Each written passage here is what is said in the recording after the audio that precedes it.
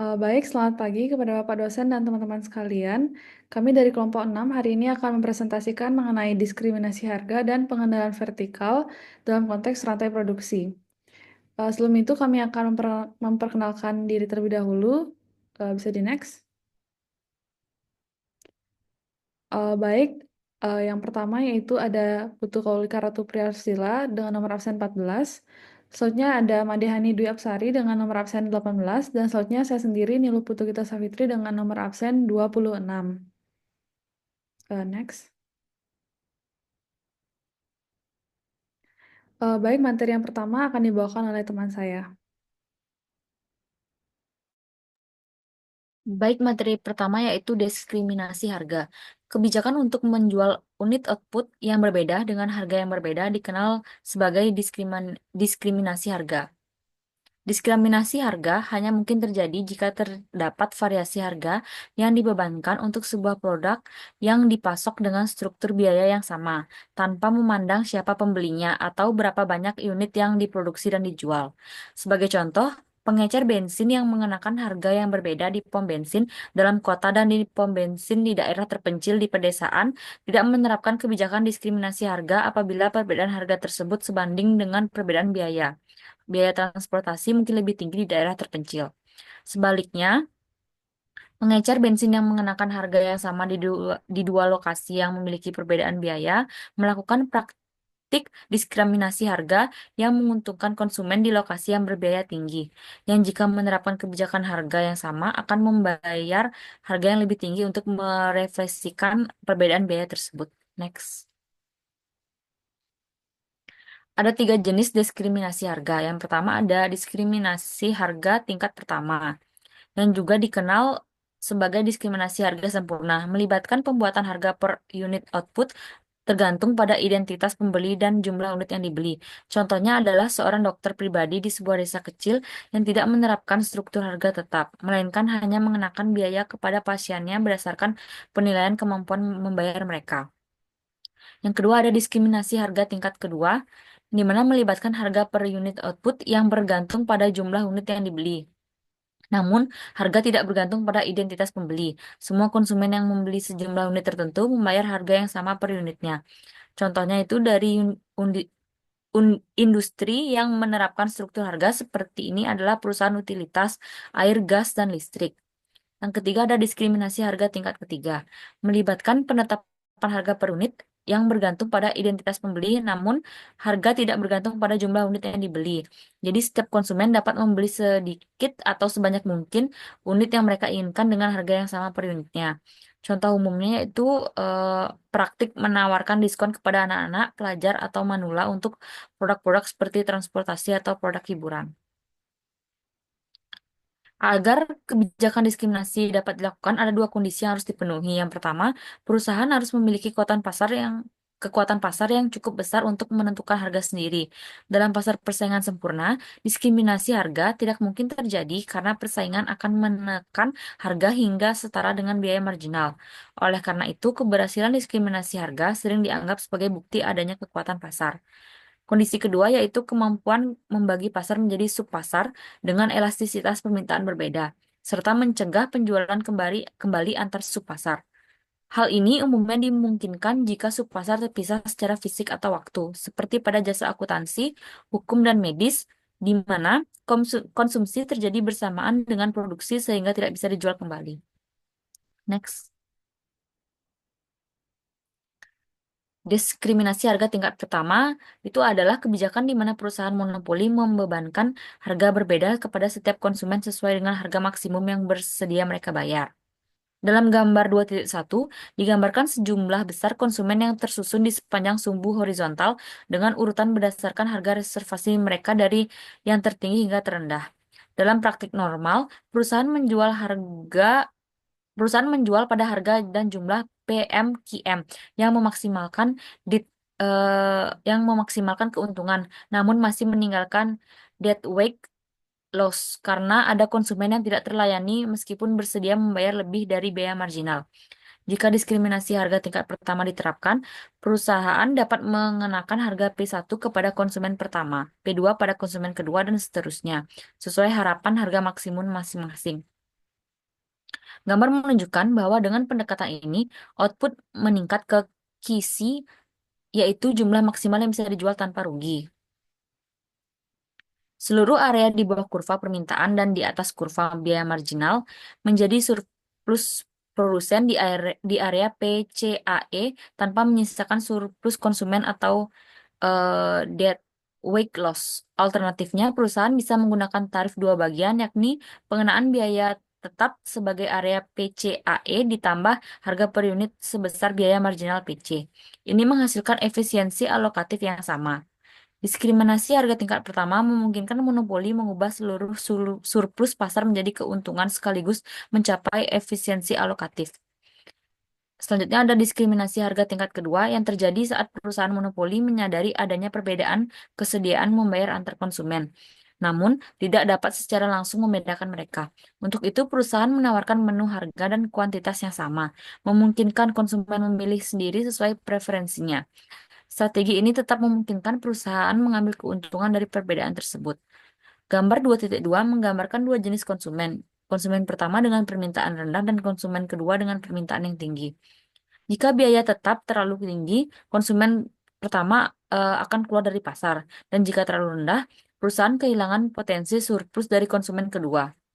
Solusi optimalnya adalah menaikkan sedikit harga per unit dan menurunkan biaya tetap. Meski kehilangan sebagian surplus dari konsumen satu, perusahaan mendapatkan surplus lebih besar dari konsumen dua. Hasil akhirnya, perusahaan tetap memperoleh keuntungan lebih tinggi meskipun tidak dapat membedakan konsumen secara langsung. Selanjutnya itu ada diskriminasi harga tingkat ketiga yang terjadi ketika perusahaan monopoli dapat membagi pasar menjadi beberapa kelompok yang berdasarkan karakteristik yang mudah dikenali, seperti usia atau status pelajar. Lalu menetapkan harga yang berbeda untuk tiap kelompok, tetapi tetap seragam di dalam kelompok tersebut. Berbeda dengan diskriminasi tingkat 2, di mana harga rata-rata tergantung jumlah pembelian, pada tingkat 3, harga per unit tetap namun bervariasi antar kelompok. Gambar 2.3 tersebut menunjukkan dua kelompok konsumen dengan elastisitas permintaan berbeda. Konsumen satu memiliki permintaan yang kurang elastis sehingga dikenakan harga lebih tinggi atau P1. Sementara konsumen 2 lebih elastis dan dikenakan harga lebih rendah atau P2. Ini memungkinkan perusahaan bertindak sebagai monopolis di tiap subpasar dan menetapkan harga yang memaksimalkan keuntungan masing-masing kelompok. Dampak terhadap kesejahteraan bervariasi. Diskriminasi harga tingkat 3 selalu meningkatkan keuntungan monopoli dibandingkan harga seragam. Namun dampaknya ada pada surplus konsumen yang tidak pasti. Satu kelompok akan dirugikan dengan harga yang lebih tinggi, sementara sementara kelompok lainnya akan diuntungkan dengan harga yang lebih rendah dibandingkan dengan skema harga seragam. Sekian presentasi dari saya, akan dilanjutkan oleh teman saya.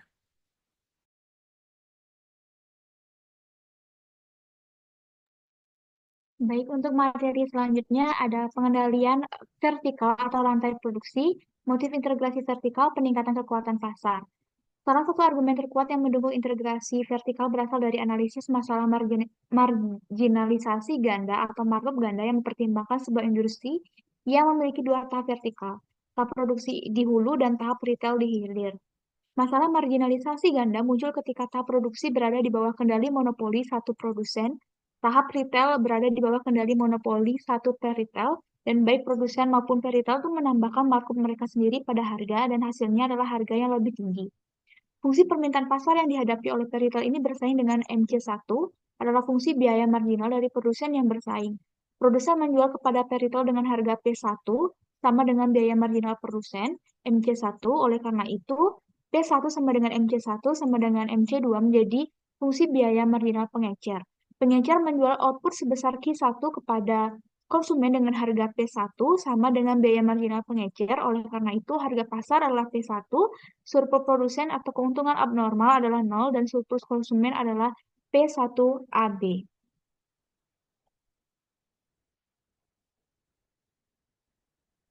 Untuk selanjutnya pada gambar 2.6 ini juga merupakan fungsi permintaan produsen D1.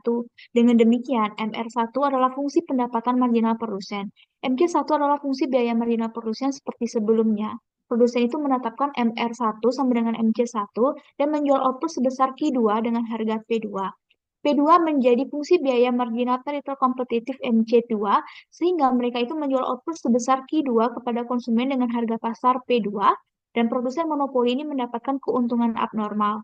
Dan terakhir, pada gambar 2.7 ini menunjukkan adalah kasus marginalisasi ganda di mana produsen monopoli ini mengetahui bahwa harga yang ditetapkannya akan menjadi fungsi biaya marginal per retail monopoli dan juga mengetahui bahwa per retail ini akan menjual suatu kuantitas sedemikian rupa sehingga mendapatkan marginal per retail dengan biaya marginalnya sama. Dan dengan kata lain, kuantitas yang dijual kepada konsumen atau juga kuantitas yang dapat dijual oleh produsen kepada per retail ini ditentukan dengan menggunakan fungsi pendapatan marginal per retail MR2 secara efektif. Dan MR2 ini mewakili fungsi permintaan produsen, di mana D1, produsen memaksimalkan laba dengan menetapkan pendapatan marginal dengan terkait dengan fungsi permintaan ini, MR1 sama dengan biaya marginal produsen MC1 atau seperti sebelumnya. Dan kemudian adalah integritas vertikal ke depan, di mana apabila perusahaan monopoli itu memasok input A ke industri hilir yang kompetitif yang menghasilkan output X, maka dengan memasuki industri hilir, perusahaan monopoli tersebut dapat menggunakan kendalinya atas pasokan input untuk menjadi perusahaan dominan. Dan pada gambar 2.8 ini, isokon X1 ini menunjukkan kombinasi A dan B yang dapat digunakan untuk memproduksi X1 unit output X, dan sebelumnya integrasi vertikal secara isokos ini merupakan adalah C1. Kemiringan yang relatif curam dari C1 ini mencerminkan rasio harga monopoli yang dibebankan untuk A dan harga kompetitif atau sama dengan biaya marginal dari B. Untuk kemudian ada integrasi vertikal ke belakang, di mana misalkan dalam sebuah industri dimonopoli oleh perusahaan A, secara efektif perusahaan A itu membebankan pajak kepada para pengguna output A di industri B dalam bentuk harga monopoli. Seperti yang ditunjukkan pada gambar 2.9 ini, perusahaan-perusahaan di industri B ini memiliki insentif untuk melakukan integrasi vertikal ke belakang. Apabila perusahaan monopoli ini merasa bahwa beberapa pelanggannya secara aktif menjalankan kebijakan integrasi vertikal ke belakang, untuk menghindari pajak, maka perusahaan tersebut ini mungkin bersedia untuk mengakomodir mereka dengan memberikan pelonggaran harga khusus untuk menghindari kehilangan pelanggan. Baik, untuk materi selanjutnya akan dijelaskan oleh rekan saya. Baik, untuk materi selanjutnya yaitu mengenai motif untuk integrasi vertikal. Jadi menurut Williamson itu, integrasi vertikal dapat mengurangi biaya transaksi karena perusahaan itu mengatur koordinasi secara internal, bukan melalui mekanisme pasar. Jadi gagasan ini itu berakar pada teori Coase yang menyatakan bahwa perusahaan ada karena menggunakan manajemen internal lebih efisien daripada pasar saat biaya transaksi tinggi. Jadi jika biaya koordinasi pasar lebih besar dari koordinasi internal, maka integrasi vertikal menjadi pilihan efisien untuk menghemat biaya. Yang pertama yaitu bagian-bagiannya ada dari kondisi teknologi. Jadi integrasi vertikal sering dibenarkan secara teknis, terutama ketika proses produksi itu saling terkait erat, seperti dalam industri baja. Jadi integrasi ini memungkinkan efisiensi seperti penghematan energi, koordinasi yang lebih baik, dan penggunaan kapasitas yang optimal. Namun menurut Williamson, alasan teknis itu sering dilebih-lebihkan.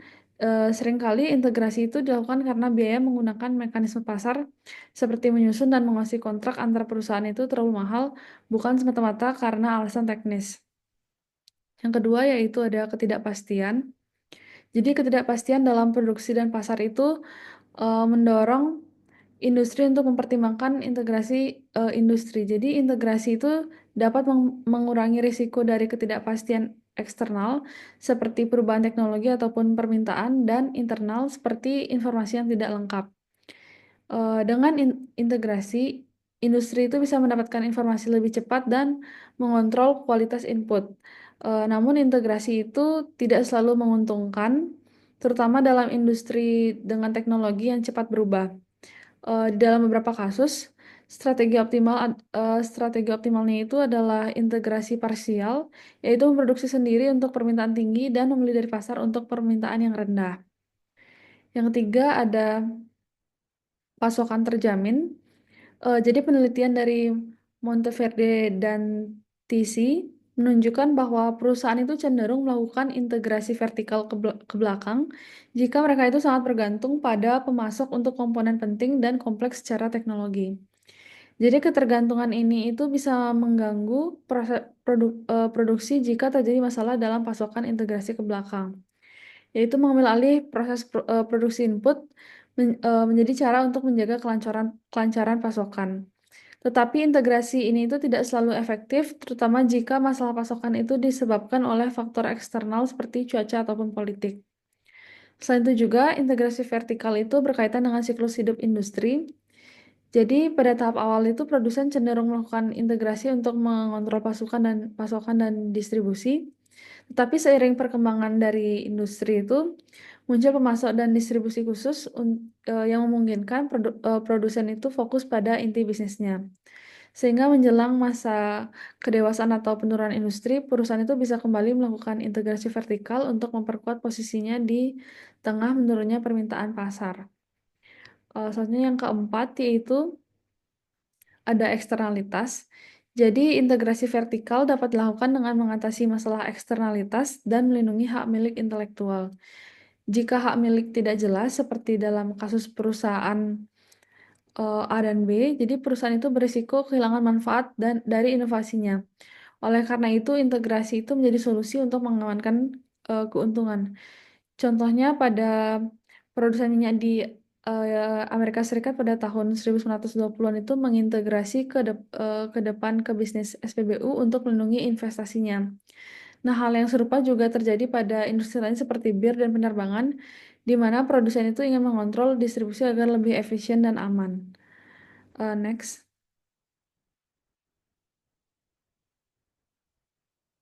Selanjutnya ada kompleksitas.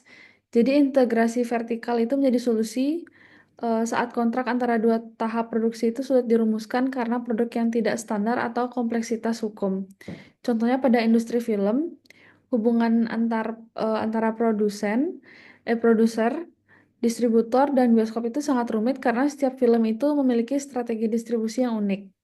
Jadi kontrak itu tidak selalu bisa mengatur semua aspek seperti promosi dan lama penayangan, dan mengutip dari studi Gill menunjukkan bahwa film yang didistribusikan oleh perusahaan yang terintegrasi vertikal itu ditayangkan lebih lama, terutama untuk film dengan kualitas yang tidak pasti karena koordinasi dan insentif itu lebih selaras. Selanjutnya untuk yang keenam yaitu bahaya moral. Jadi bahaya moral hazard ini muncul ketika agen atau pemasok itu tidak termotivasi untuk mengendalikan biaya karena kontrak cost plus.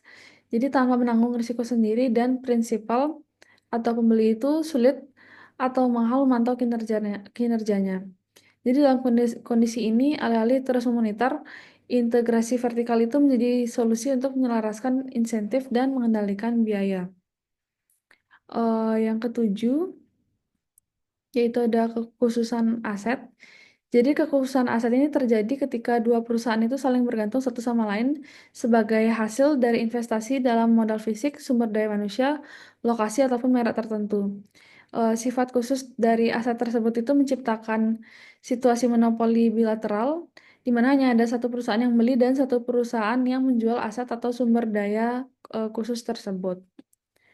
Yang kedelapan, selanjutnya yaitu ada bukti empiris tentang integrasi vertikal. Jadi integrasi vertikal itu telah dibahas secara teoritis dalam literatur organisasi industri. Namun studi empiris mengenai motif dan dampaknya terhadap kinerja itu masih terbatas. Jadi beberapa studi empiris seperti yang dikemukakan oleh Spiller menguji dua hipotesis utama tentang motif integrasi vertikal, yaitu yang hipotesis neoklasik yang menyatakan bahwa integrasi vertikal itu meningkatkan laba melalui penghematan biaya, pengurangan risiko, ataupun penghindaran pajak, serta hipotesis biaya transaksi yang lebih menekankan pada kekhususan aset. Studi-studi lain juga seperti yang dilakukan oleh John dan Waits mengidentifikasikan bahwa faktor-faktor yang dapat mendorong penggunaan saluran distribusi langsung, termasuk kekhususan aset, ketidakpastian lingkungan, dan penghematan biaya rata-rata. Selanjutnya dampak dari integrasi vertikal terhadap biaya itu juga dibahas dalam penelitian, misalnya oleh uh, Deaveny dan Ravenscraft, yang menemukan bahwa integrasi itu dapat mengurangi biaya dengan mengurangi transaksi pasar dan meningkatkan koordinasi. Namun juga dapat meningkatkan biaya melalui diseconomies of scale managerial dan penelitian lainnya itu seperti yang dilakukan oleh Cook di industri pembuatan bir dan bensin di Inggris menunjukkan bahwa motif kekuatan pasar itu lebih dominan dalam beberapa sektor. Sementara motif biaya transaksi itu lebih penting di sektor lain. Studi-studi lain juga seperti Quokka dan Nemoto dan Goto itu juga menunjukkan bahwa integrasi vertikal itu dapat menguntungkan dalam industri listrik melalui skala ekonomi dan koordinasi yang lebih baik dan deintegrasi dapat menghilangkan manfaat tersebut. Next.